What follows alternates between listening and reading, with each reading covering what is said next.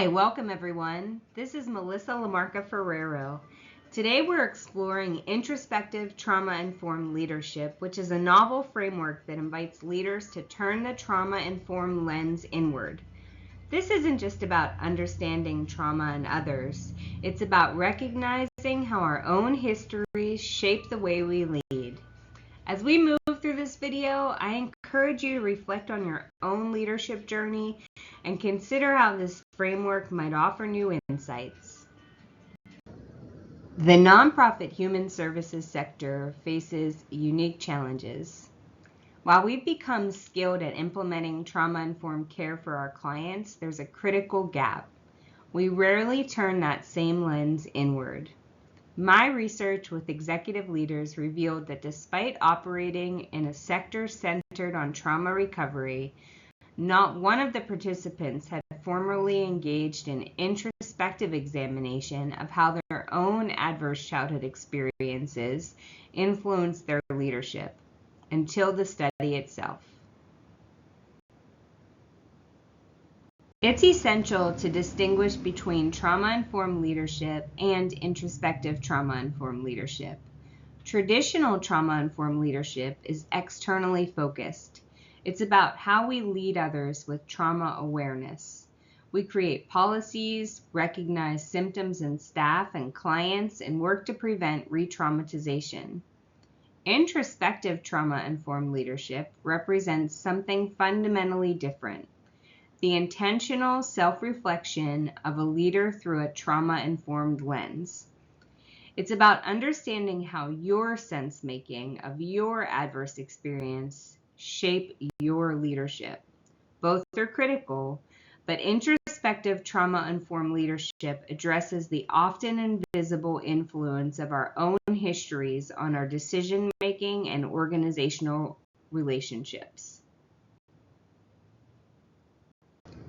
My research with experienced nonprofit executive leaders, averaging 16 years in the field with an average ACE score of 3, uncovered 4 dominant themes stemming from childhood adversity. First, abandonment. Leaders showed heightened sensitivity to support and struggled with the boundaries due to fears of rejection. Second, protection. Hypervigilance about creating safe environments, sometimes leading to over-responsibility. Third, trust. Difficulty delegating stemming from experiences where trust led to disappointment. And fourth, voice. An evolution from childhood silence to fierce advocacy.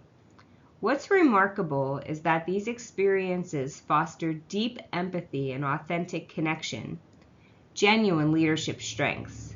Yet they also created challenges these leaders had never explicitly examined before the study. Here we see the paradox of leading with a trauma history. The same experiences that give us extraordinary empathy and intuition can also create blind spots in our leadership. One participant described how her high tolerance for pain, developed through childhood adversity, made it difficult to set appropriate boundaries with staff.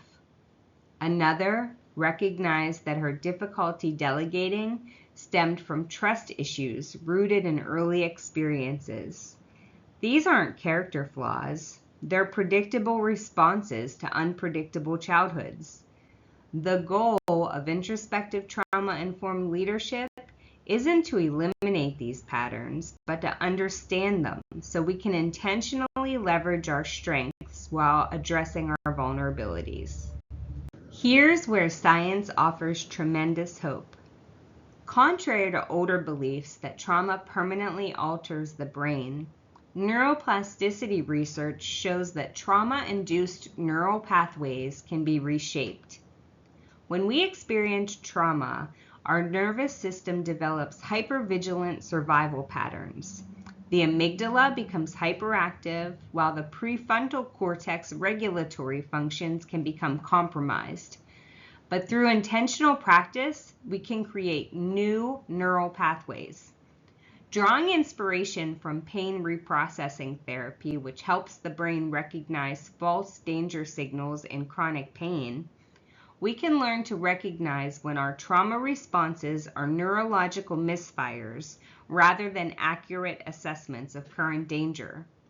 This isn't about dismissing our experiences, it's about empowering ourselves to respond intentionally rather than reactively.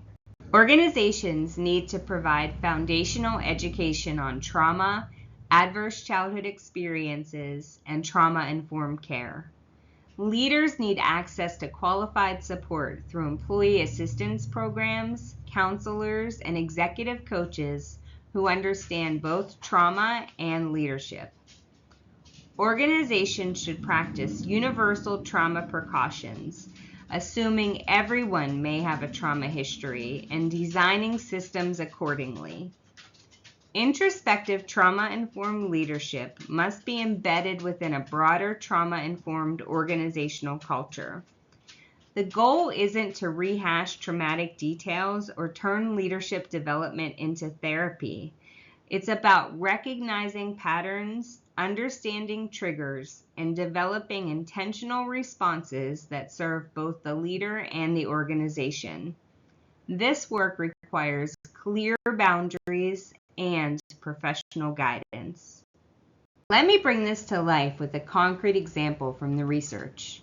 One leader recognized her difficulty delegating stemmed from childhood experiences where trust led to disappointment. Without introspective trauma-informed leadership, she burned herself out through micromanagement. However, with introspective trauma-informed leadership and coaching support, she practiced delegation incrementally, building new neural pathways of trust while acknowledging her vulnerability. This isn't an overnight transformation. It requires ongoing practice. So what's next? For individual nonprofit leaders, first, acknowledge your unique experiences and recognize that they influence your leadership whether you examine them or not. Second, please seek qualified professional support, either therapy or executive coaching, to guide this work safely. For organizations, integrate introspective trauma-informed leadership into your leadership development programs and board training. Implement universal trauma precautions and psychological safety initiatives. Provide support systems like employee assistance programs, coaching, and peer groups for leaders doing this vulnerable work. The nonprofit human services sector invests heavily in mission, but our greatest asset is talent. If we're committed to trauma-informed practice with clients and staff, we must extend that commitment to our leaders. Thank you so much for joining me. Please reach out, connect, and subscribe. Together, we can make introspective trauma-informed leadership a part of nonprofit organizational and leadership development.